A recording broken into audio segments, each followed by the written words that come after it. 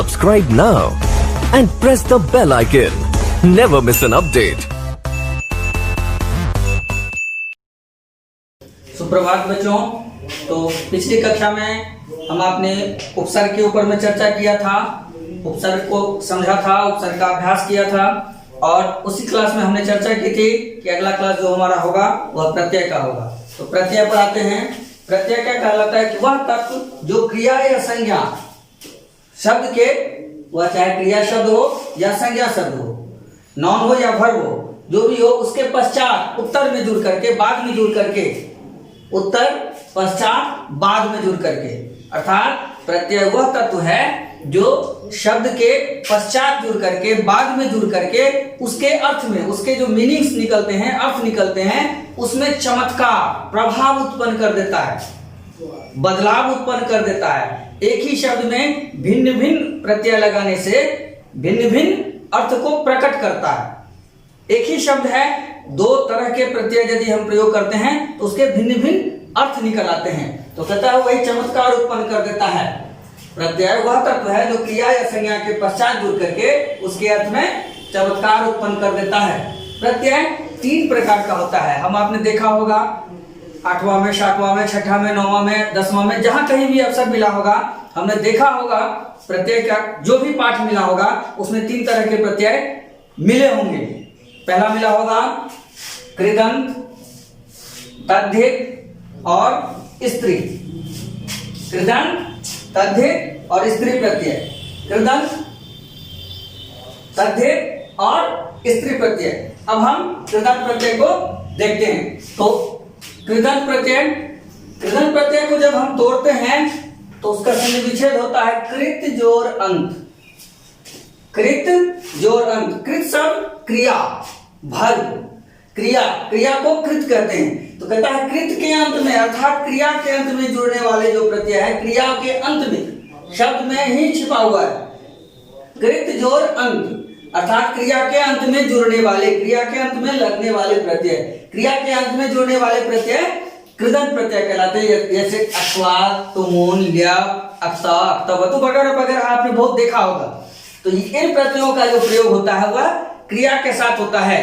करना, देखना, हंसना, सुनना, सब के लिए। अब देखिए, जैसे हमने कहा कि उसमें क्या होता है, एक पठ धातु यदि है, पठ धातु है, ये वर्ब है, इसमें यदि हम अक्वा प्रत्यय लगा देते हैं तो हो गया पठित्वा, पढ़कर। इसका मीनिंग निकला पढ़कर। पठ में यदि हम अक्वा प्रत्यय का प्रयोग करते हैं तो पठित्वा शब्द बनता है, जिसका अर्थ होता है पढ़कर, यानी पढ़ाई की क्रिया जो है वह खत्म होने के बाद। और इसी में यदि हम पठ जोड़ तुमुन लगाते हैं तो होता है पठितुम, यानी पढ़ने के लिए।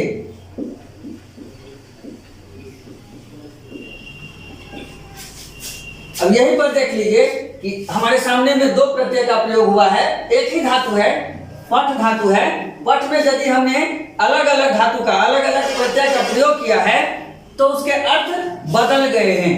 यही चीज प्रत्यय का होता है कि वर्ब यदि या क्रिया या संज्ञा जो भी है समान होने के बाद भी प्रत्यय यदि अलग अलग है तो उसका अर्थ बदल जाता है। उसके अर्थ में या तो चमत्कार उत्पन्न होता है या परिवर्तन उत्पन्न होता है। तो क्रिया के अंत में जुड़ने वाले प्रत्यय कृदंत प्रत्यय कहलाते हैं। उसी प्रकार तद्धित प्रत्यय,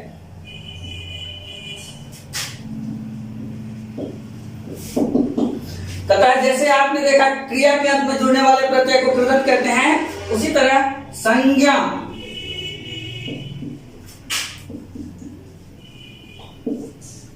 नॉन जिसको हम आप जानते हैं, संज्ञा के साथ जुड़ने वाले प्रत्यय,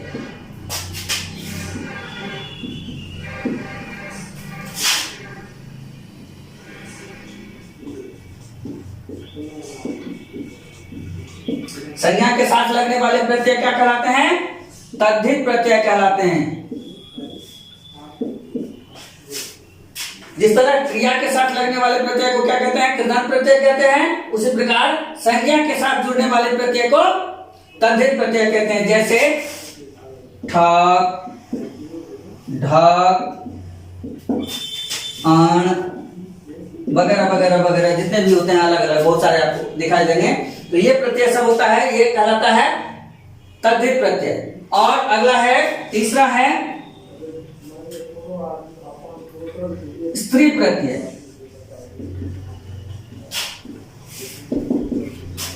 होता है पुल्लिंग शब्दों को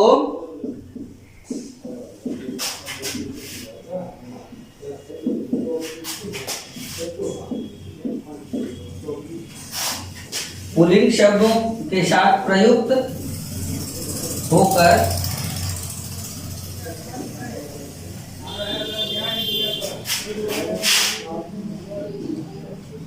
स्त्रीलिंग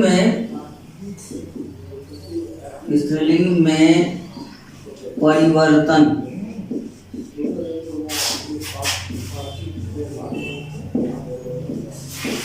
के लिए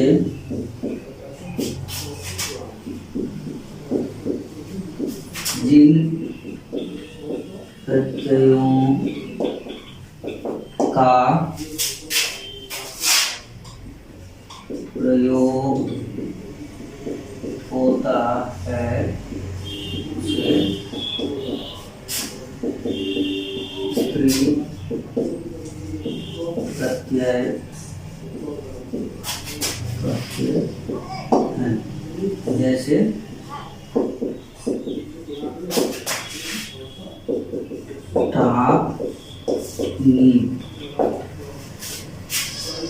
अब देखिए आप कृदंत को समझा, क्रिया के साथ लगने वाले प्रत्यय, तद्धित को समझा, संज्ञा के साथ लगने वाले प्रत्यय।